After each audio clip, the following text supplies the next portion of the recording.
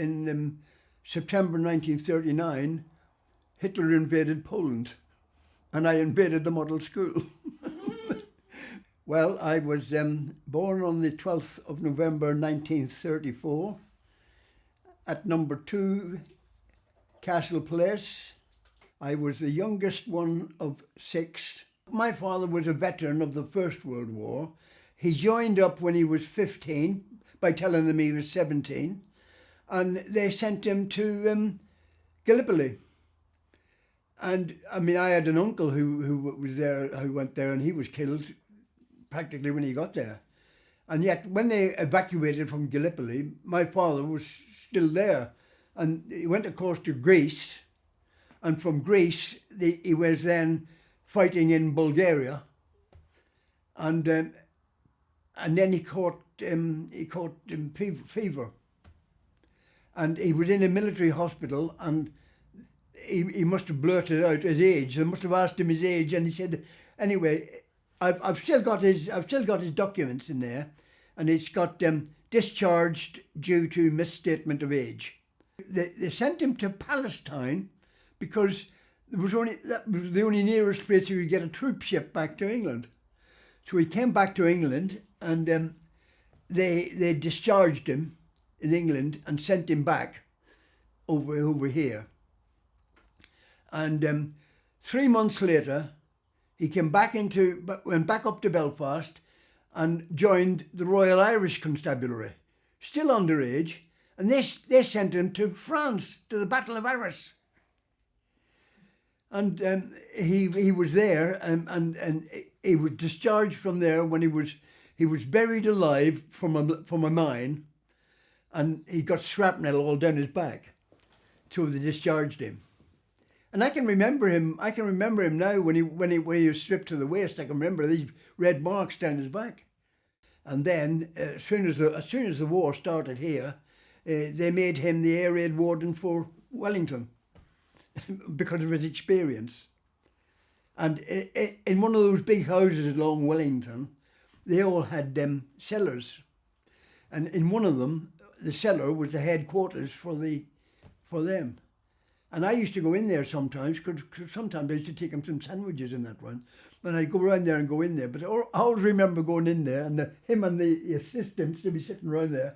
But there was in the corner, there was always a crate of Guinness. I can always remember seeing this crate with the bottles in it. They always kept that well stocked. Until the war started, we had no telephones in Castle Place.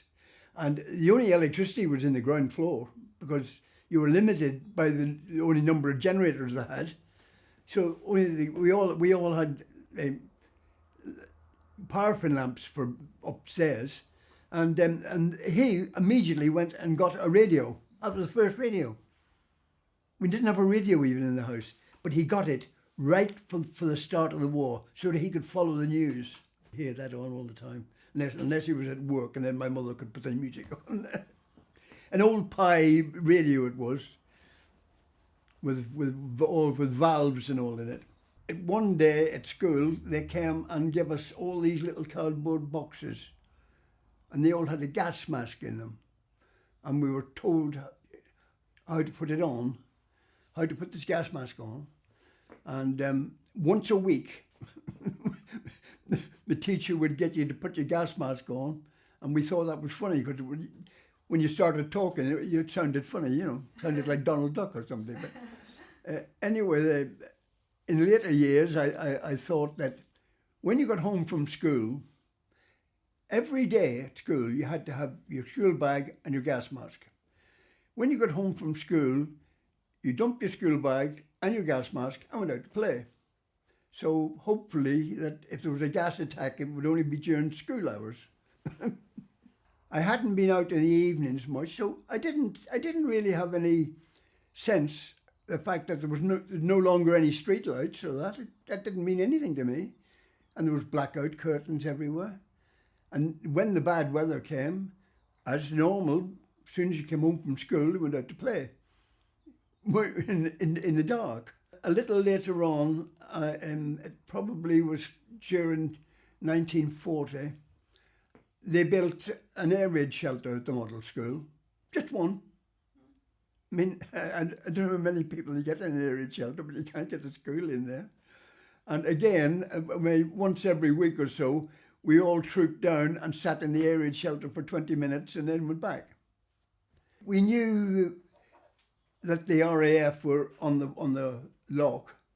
There was the Sunderlands and the Catalinas were there, but they were patrolling out to the Atlantic all the time. And although Belfast got bombed, they didn't have the fuel to get us over to this side and get back home again.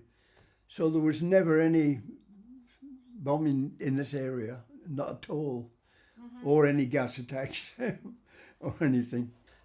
We swam in the loch all the time and fished all the time. Anything you caught, you took home.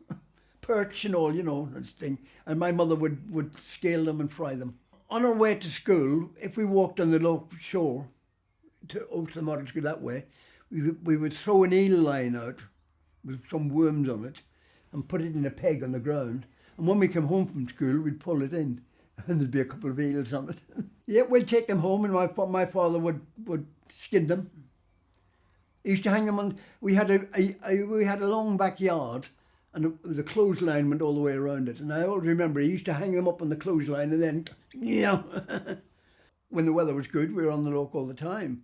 And we would go down there and watch the Catalinas and the Sunderlands. There was an area where you couldn't go in. The patrol boats would tell you to get out because that's where they were landing and taking off. But we used to go down and watch them.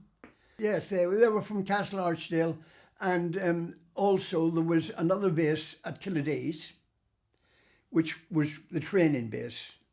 That's where they trained them to fly the Catalinas. The main war base was down at Castle Archdale, and we saw them a lot.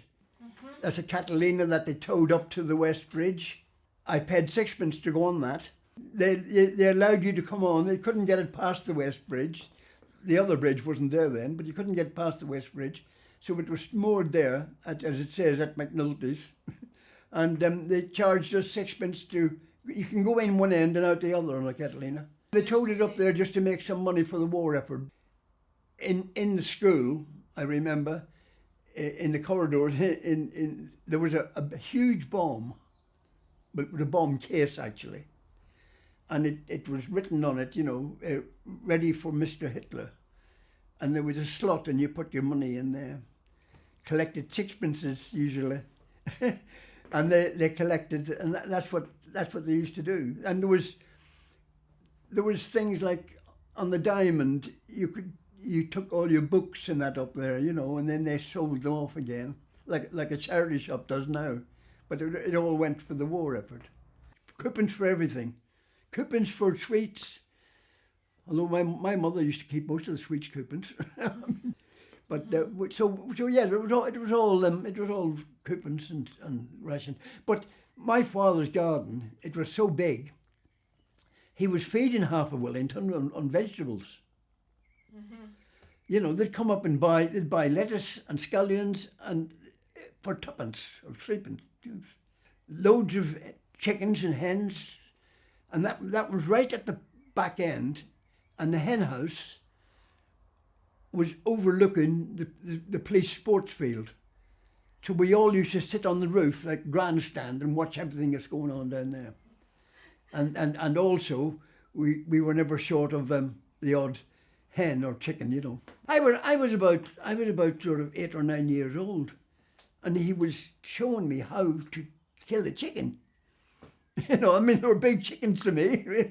As far as the soldiers were concerned, we just had the RAF guys from Castle Archdale and Killedees coming into town.